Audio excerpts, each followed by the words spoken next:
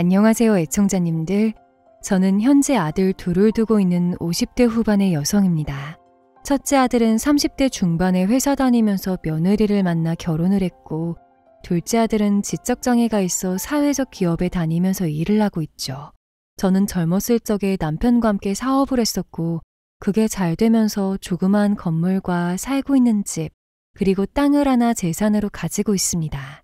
그리고 지금 세상이 재산이 문제가 될지 전혀 몰랐습니다. 아들, 며느리, 그 사연 들려드릴게요. 겉으로는 큰 문제가 없는 집안이지만 사실 골칫덩이가 하나 있어요. 둘째 아들은 멋모르는 애라고 치면 되는데 첫째 아들은 돈에 대한 욕심이 굉장했거든요. 특히 결혼을 하고 나서 더 심해졌는데 옛말에 끼리끼리 만난다는 말이 있잖아요. 처음엔 제가 굉장히 반대를 했지만 자식 이기는 부모 없으니 결국 받아들이게 되었습니다. 그런데 며느리를 받아보니 둘이 하는 행동이 아주 똑같았죠. 한 번은 두 사람이 결혼한 지 얼마 되지 않았을 때였어요. 뜬금없이 집에 찾아오더니 거짓말을 늘어놓는 겁니다. 엄마, 혹시 돈 얼마나 가지고 있어? 장인어른이 갑자기 큰 병에 걸리셔서 수술을 해야 하는데 지금 수술비가 없어서 처가댁 난리도 아니야. 그래서 말인데 사람 하나 살리는 셈치고 장인어른 좀 도와주면 안 될까? 며느리도 아들 옆에 앉아서 간절하게 부탁했어요. 최근 집에 대소사가 많아 큰돈 나갈 일이 많았는데 갑자기 아버지가 아프셔서 곤란하게 되었다고 제발 도와달라고 했죠. 아들 내외가 갑작스럽게 찾아와서 돈 부탁을 하니 저로서는 어떻게 해야 할지 모르겠는 거예요. 다른 사람도 아니고 바깥 사돈이 편찮으시다는데 그냥 무시해버리기도 그렇고 그렇다고 큰돈을 차용증도 없이 빌려주는 게 불안했습니다. 두 사람 얘기를 들으면서 고민에 또 고민에 거듭했지만 결국 저는 거절을 하게 되었어요. 물론 두 사람은 간절한 표정으로 한 번만 도와달라며 부탁을 했지만 큰돈을 덜컥 빌려주는 게 걱정이 안 될 수가 없었죠. 게다가 가족 사이에도 쉽게 빌려줄 수 없는 돈을 사돈 간에 거래가 된다는 게 말이 안 되는 것 같았습니다. 물론 그들의 사정은 충분히 이해를 하고 있었지만 빌려주고 불안한 것보다 확실하게 거절하는 게 낫지 않을까 생각했죠. 또 계속 봐야 할 사람들인데 빌려주고 껄끄러워지기 싫었어요. 솔직히 식구 중에 돌잔치나 결혼식 같은 일이 있으면 얼굴을 봐야 할 사람들이잖아요. 돈을 바로 갚는다면 괜찮겠지만 그 기간이 길어지게 된다면 서로 불편해질 텐데 그런 관계는 애초에 싹을 잘라버리는 게 맞는 것 같았습니다. 무엇보다 제가 더 걱정됐던 것은 제 아들에 대한 믿음이 없다는 거예요. 학교 다닐 때도 이런저런 핑계를 대면서 거짓말을 하고 돈을 뜯어간 적이 한두 번이 아니었거든요. 물론 성인 때도 여러 번 문제를 일으켰던 요주의 인물이기도 하고요. 그래서 이번에도 거짓말이 아닐까 하는 의심이 들었던 겁니다. 그래서 원망을 듣더라도 단호하게 거절했던 거죠. 사정은 충분히 이해한다만 사돈 사이에 그런 큰돈이 오고 가는 게 나는 영 마음이 쓰이고 불편하다. 게다가 둘째 병원비 들어갈 것도 많아서 그런 큰돈은 못 해줄 것 같다. 저는 최대한 두 사람의 기분이 상하지 않도록 이리저리 둘러대며 이야기를 했어요. 상황은 안타깝지만 저도 큰돈을 내줄 만큼의 여유가 없다는 식으로요. 그러자 두 사람은 순식간에 표정이 돌변하기 시작했고 저에게 큰 소리를 치기 시작했습니다. 아들은 정말 너무한 거 아니냐고 사돈도 가족인데 좀 도와주면 큰일이라도 나는 거냐면서 집이 울리도록 소리를 질러댔죠. 그리고 며느리도 아들 말에 거들기 시작하는 겁니다. 어머니 정말 너무하세요. 다른 일도 아니고 저희 아버지가 목숨이 왔다 갔다 하신다는데 꼭 이렇게 거절을 하셔야 해요? 막말로 어머니 가지고 계신 재산도 많잖아요. 임대료도 꾸준히 받고 계시면서 정말 실망이에요. 두 사람은 서운하다는 식으로 나왔지만 저는 끝까지 거절을 했어요. 사돈 사이에 돈 오고 가서 좋은 꼴 보는 거 한 번도 본 적이 없다면서요. 그랬더니 아들 내외는 본인들이 받을 재산이라도 미리 땡겨달라고 하는 겁니다. 어차피 나중에는 본인들 몫이 되지 않겠냐고 그때 덜 받더라도 사람은 살리고 봐야겠다고 했죠. 사실 재산 당겨달라고 하는 것은 아들이 결혼하기 전에도 종종 쓰던 방법이었어요. 그래서 저에게는 참 익숙한 이야기였습니다.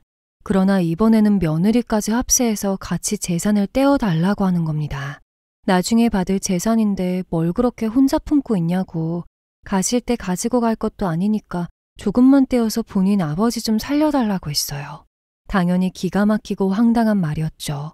그들의 말을 들어보면 왠지 모르게 제가 일찍 세상을 떠나기를 바라는 것 같았습니다. 그리고 제가 재산을 떼어주지 않겠다고 끝까지 버티면 조만간 나쁜 짓이라도 저지르겠다는 느낌까지 들었죠. 하지만 저는 그들의 말에 넘어가지 않았어요. 제가 세상을 떠나기 전까지는 재산 떼어줄 일은 없을 테니 꿈도 꾸지 말라는 말을 했습니다. 그리고 바깥 사돈 사정은 안타까운 일이지만 제가 돈을 빌려줄 일은 없을 테니 그렇게 알고 있으라고 못을 박았죠. 그랬더니 결국 두 사람은 씩씩거리다가 집을 나가버렸어요. 물론 그 모습을 보면서 부모로서 조금은 신경이 쓰였죠.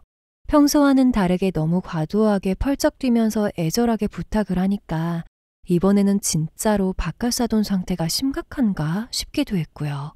그래서 저는 돈은 못 해줘도 조만간 병문안이라도 한번 다녀와야겠다 생각했습니다.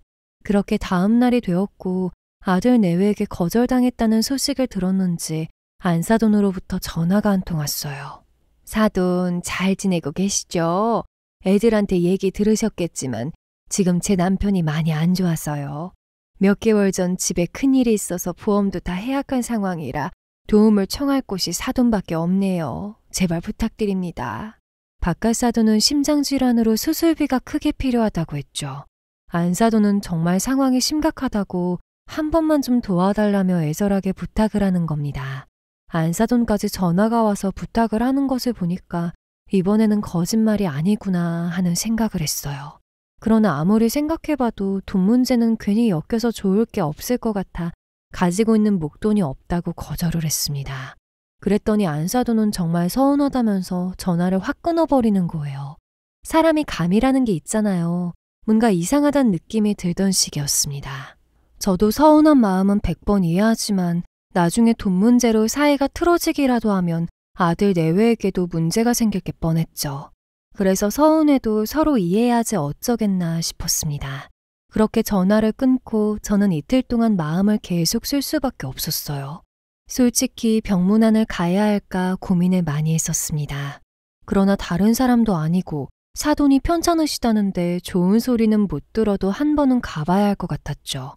그래서 저는 비싼 과일 세트를 구매해가지고 가게 되었어요. 그렇게 병원에 도착을 해서 간호사들에게 바깥사돈 성함을 이야기해주고 몇 호실에 있냐고 물었습니다. 그런데 간호사들은 컴퓨터 몇 번을 두드리더니 그런 사람이 없다고 얘기를 하는 거예요. 분명히 지난번에 아들 내외 찾아와 말해준 병원이 맞는데 그런 사람이 없다고 하니까 황당할 수밖에 없었죠. 처음에는 아들 내외가 거짓말을 했다는 것을 생각도 못했습니다. 왜냐하면 안사돈에게까지 전화를 받았었잖아요. 설마 안사돈이 저를 상대로 그런 사기를 쳤을까 싶었죠. 그래서 병원도 이름만 같고 다른 지역에 분원으로 있는 경우가 있으니까 간호사에게 한 번 더 확인을 했어요. 그러나 간호사는 이 이름으로 된 병원은 전국에 한 개밖에 없다고 하는 겁니다. 그때부터 저는 불길한 예감이 들었어요. 그래서 저는 조용한 곳으로 이동한 후 집에 있는 것처럼 며느리에게 전화를 하게 되었습니다. 제가 병원에 찾아갔다고 하면 이리저리 둘러대며 돌려보낼 것이 뻔하잖아요. 제가 거짓말을 한 입장이어도 어떻게든 찾아오는 것을 막으려고 했을 거예요. 저는 그걸 알고 있기 때문에 일부러 조용한 곳을 찾았던 것이었죠. 며느라가 지금 병원에서 아버지 간병하고 있지. 걱정이 되어서 전화했다. 바카사도는 어쩌고 있냐? 수술은 받으셨어? 저는 최대한 안부를 묻는 척하면서 며느리에게 꼬치꼬치 캐물었어요. 당연히 며느리는 저의 질문에 바로 넘어왔고 바카사돈 간병하느라 허리고 다리고 안 아픈 곳이 없다며 신세한탄을 하는 겁니다. 며느리의 말에 저는 지금이 기회인 것 같다 싶어서 지금 병원 로비에 죽을 좀 쓰어왔는데 1층으로 내려올래 아니면 내가 올라갈까라고 물었죠. 그랬더니 며느리는 굉장히 당황해하면서 뭐라고 대답을 못하는 거예요. 당연히 며느리의 반응이 확실한 거짓말이구나 하는 것을 알게 되었습니다. 그러나 며느리는 다 들켜버린 와중에 어떻게든 상황을 벗어나고 싶었는지 횡설수설하면서 변명을 하고자 하는 겁니다. 어머니, 설마 지난번에 저희가 알려드린 병원으로 가신 거예요? 사실 얼마 전에 집 주변으로 병원을 옮겼거든요. 거기까지 가시느라 고생 많이 하셨을 것 같은데 죄송해요. 처음에 며느리는 병원을 옮겼다는 말로 어떻게든 저를 돌려보내려고 안간힘을 썼어요. 그러나 저는 아무렇지 않은 척 옮겼다는 병원 이름 좀 알려달라고 했죠. 어차피 나왔는데 바깥 사돈도 뵙고 죽도 전해주겠다면서 택시 타고 가면 금방 갈 거라고 했습니다. 그러자 며느리는 지금 상황이 안 좋아서 면회가 안 된다는 거예요. 저는 어이가 없어서 헛웃음이 나왔지만 어디까지 하나 지켜보고 싶었죠. 그래서 저는 병원 앞으로 갈 테니까 며느리라도 내려오면 되지 않겠냐고 죽까지 쏘아왔는데 어떻게 그냥 가겠냐고 했습니다. 그러면서 빨리 옮겼다는 병원 이름이나 말하라고 재촉을 했어요. 결국 저의 재촉에 며느리는 과부하가 왔는지 점점 답이 늦어지는 겁니다. 며느리가 마지막으로 생각해냈던 말은 바로 집중치료실이라서 보호자도 못 나간다는 말이었죠. 더 이상 못 봐주겠다는 생각이 들었어요. 그래서 저는 크게 화를 내면서 며느리에게 사실대로 이야기하라고 했죠. 누가 봐도 병원 옮겼다, 집중치료실이다는 게 새빨간 거짓말이잖아요. 자꾸 말이 바뀌면서 저를 돌려보내려고 애를 쓰는데 이 정도면 거짓말을 눈치채지 못하는 게 더 이상할 정도였습니다. 너 언제까지 거짓말할래? 병원에 와서 간호사들한테 바깥 사돈 성함 알려주고 물어봤다. 그런 사람 실려온 적도 없다고 하더라. 이것들이 어디서 어른을 상대로 사기를 쳐? 설마 안 사돈도 니들 바람에 말 맞춘 거니? 그제야 저의 말에 며느리는 우는 소리를 내면서 잘못했다며 실토를 하는 겁니다. 얼마 전에 큰 목돈이 필요했는데 그것 때문에 바깥 사돈 핑계를 대고 거짓말을 했다는 거예요. 안 사돈은 본인이 하도 부탁을 하니까 말만 맞춰줬던 것이었고요. 저는 그런 말도 안 되는 거짓말을 왜 하냐고 그런 일이 있었으면 사실대로 얘기를 했어야 한다면서 꾸짖었죠. 그랬더니 며느리는 아들이 말하길 돈 문제에 있어서는 피도 눈물도 없는 사람이라고 절대 도와주지 않을 거라고 했대요. 그러면서 그냥 아주 급한 사정이 있다고 둘러대고 거짓말을 하자고 했다는 겁니다. 며느리는 모든 것을 털어놓으면서 그동안 본인도 마음이 많이 불편했다고 죄송하다는 말로 사과를 했죠. 저는 두 사람에게 크게 실망을 했습니다. 그래서 조만간 안사돈에게 전화해서 이 문제에 대해 자세히 얘기를 나눌 거니 그렇게 알고 있으라고 한 후 전화를 끊었어요. 저는 며느리와의 전화를 끝내고 화가 잔뜩 난 채로 집에 돌아갔습니다. 아들내외 말만 믿고 병문안을 하겠다며 그 먼 거리를 달려온 것을 생각하면 기가 막히고 열불이 났죠. 그런데 집 앞에 도착해보니 안사돈과 아들내외가 알아서 저를 기다리고 있었어요. 사돈, 제가 어른으로서 처신에 잘했어야 하는데 면목이 없습니다. 애들이 너무 간곡하게 부탁을 하길래 자식 생각하는 마음에 저도 모르게 그런 결례를 저질렀네요. 한 번만 용서해 주세요. 안사돈은 저에게 고개 숙이면서 사과를 했습니다. 하지만 저는 다시 생각해도 황당한 일에 하나하나 따져묻기 시작했죠. 아무리 애들이 그런 거짓말에 동참을 해달라고 했어도 어른으로서 가르칠 생각을 해야 하는 거 아니냐고 했어요. 어떻게 애들 노름에 동참을 해서 그런 어마어마한 짓을 하는지 이해가 되질 않는다고 했습니다. 그랬더니 아들 내외도 죄송하다고 본인들이 급해서 그랬다고 하는 거예요.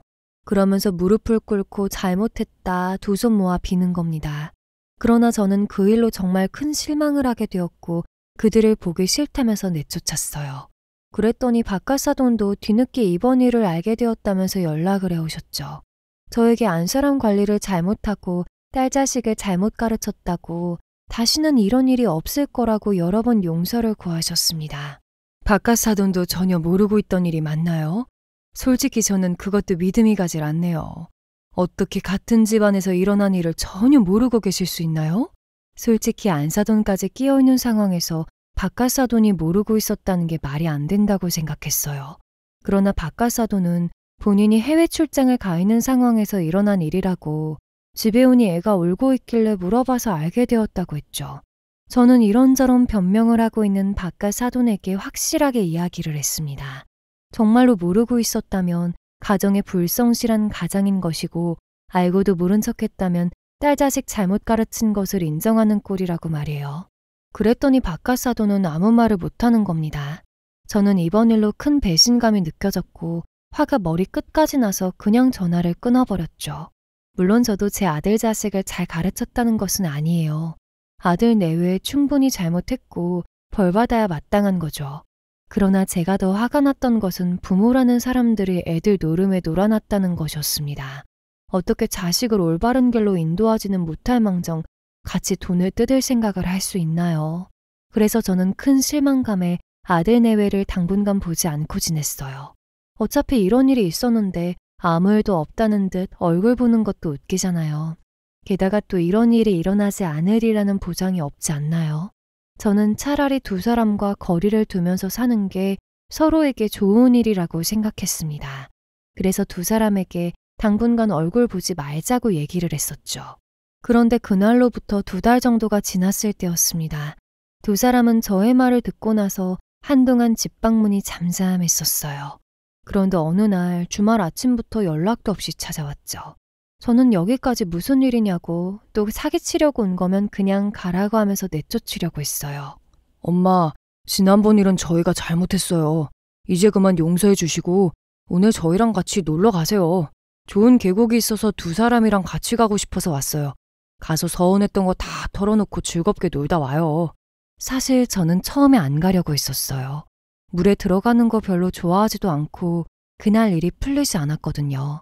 물론 제가 속 좁은 인간일 수도 있겠지만 가족들에게 배신을 당하니 머리에서 쉽게 떨쳐지지 않았습니다. 그래서 저는 안 가겠다고 니들끼리 다녀오라면서 버텼죠. 그러나 두 사람은 집안까지 쫓아 들어오더니 좋은 거 보고 기분을 풀고 오자면서 자꾸 설득을 하는 거예요. 게다가 둘째 아들도 물놀이를 하고 싶다면서 얼른 가자고 재촉을 해댔고요. 결국 저는 가서 아들 부부와 속 시원하게 얘기나 해보자 싶어서 따라 나섰습니다. 그렇게 서울 근교에 있는 수영이 가능한 계곡에 도착을 했어요.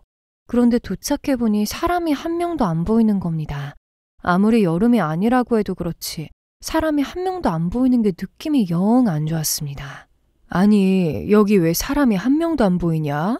들어와서 수영해도 되는 곳이 맞는 거야? 사람도 없고 뭔가 이상한 곳 같은데 그냥 가자. 저는 아들 내외에게 너무 깊숙이 들어온 것도 그렇고 사람도 없는데 수영하다가 다치기라도 하면 위험할 것 같다면서 그냥 주변 음식점에서 밥이나 먹고 가자고 했죠. 그러나 아들은 저희가 도착한 계곡이 아는 사람만 아는 곳이고 여름이 아니라서 사람이 없는 거라고 안심해도 된다고 하는 겁니다.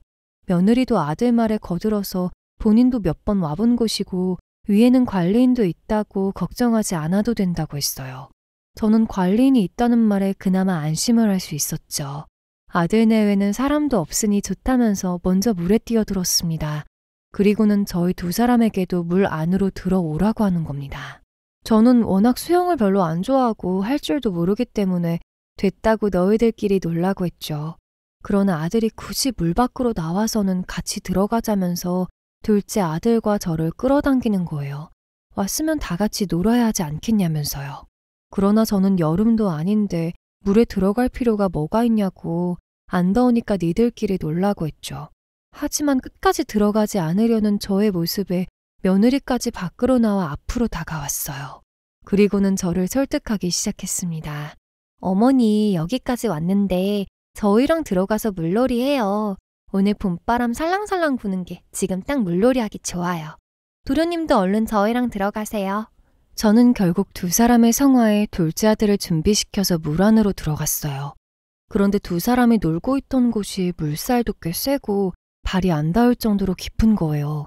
제가 이거 너무 깊은 거 아니냐고 했더니 키가 큰 두 사람은 이 정도는 되어야 물놀이 하는 맛이 난다면서 좋아하는 겁니다. 그러나 둘째 아들은 물이 너무 깊으니 당황했는지 급하게 발버둥을 치기 시작했죠. 그 모습에 이러고 있다가는 정말 초상 치르는 일이 생길지도 모르겠다는 생각이 들었어요. 그래서 저는 그들에게 둘째 아들을 데리고 먼저 나갈 테니까 니들끼리 놀고 나오라고 했습니다. 그러나 둘째 아들을 챙겨 밖으로 나가려는 저의 모습에 두 사람은 어떤 눈빛을 주고받더니 저희 두 사람을 물 안으로 집어넣었다가 빼는 거예요. 당연히 저는 엄청 놀라서 이게 뭐 하는 짓이냐고 화를 냈죠. 그러나 그들은 여기까지 왔으면 장난 좀 치면서 놀아야 하지 않겠냐면서 다시 한번 물속에 담그는 겁니다. 그런데 그들은 이번에 힘으로 누르면서 빼주지 않았어요. 저랑 둘째 아들은 한참 동안 물 안에 머리가 담겨서 살려달라고 발버둥을 칠 수밖에 없었죠. 그러나 그들은 못된 짓을 그만할 생각이 전혀 없어 보였습니다. 아무리 발버둥을 치며 힘을 써서 빠져나가려고 해도 젊은 애들을 이길 순 없었어요. 그래서 거의 포기를 하고 있던 상황이었죠. 그런데 하늘이 도와주신 것인지 그것을 관리하던 관리인이 발버둥 치는 모습을 보시게 된 겁니다. 그리고는 급하게 달려와 도와주셨어요. 당신들 지금 뭐 하는 겁니까? 저기 표지판에 물놀이 금지라고 적혀 있는 거 안 보이세요? 지금 두 사람 물에 담궈놓고 무슨 짓 하려고 했어요? 설마 나쁜 짓 하려고 했던 거예요? 관리인의 큰 소리에 두 사람은 물놀이를 하면 안 되는 곳인지 몰랐을 수도 있지 왜 그렇게 화를 내는 거냐고 했습니다. 그리고는 가족 사이에 장난 좀 칠 수 있는 거 아니냐고 오히려 당당하게 나가는 거예요. 관리는 겨우 물 밖으로 빠져나와 캑캑거리고 있는 저와 둘째 아들을 챙겨주며 괜찮냐고 병원 안 가도 되겠냐고 물었죠. 그런데 더 기가 막혔던 것은 두 사람이 표정을 싹 굳히고는 쓰러진 것도 아닌데 무슨 병원을 가냐고 멀쩡하니 가보라고 했다는 겁니다. 그 말에 저는 온몸에 소름이 돋았어요. 저는 두 사람 행동을 보면서 일부러 이런 못된 짓을 했다는 것을 알게 되었습니다. 여름도 아닌데 계곡을 가자고 했던 것도 그렇고 지난번 거짓말을 쳤던 것도 있었기에 의심이 될 수밖에 없었죠. 그래서 저는 두 사람에게 이게 대체 무슨 짓이냐고 설마 우리한테 나쁜 짓 하고 재산 뺏으려고 그런 거냐며 크게 화를 냈어요. 그랬더니 아들은 본인이 오늘 재산 달라고 한 적 있냐고 억울하다며 적반하장으로 나오는 겁니다. 아니 내가 뭘 했다고 이러는 거예요. 그냥 기분 좋게 물놀이 와서 장난 좀 친 거 가지고 왜 이렇게 예민하게 구는 건데요. 나는 여기가 물놀이 금지인 줄 몰랐다고요. 며느리도 아들 말에 맞장구 치면서 물놀이 와서 이 정도로 과격하게 안 노는 사람이 어디 있냐고 본인들은 장난이었다고 했어요.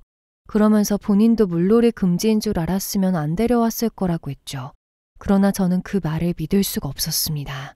그들은 분명 계곡에 사람이 없어서 이상하다고 했을 때 저에게 여러 번 와본 곳이라고 했던 것을 기억하고 있었거든요.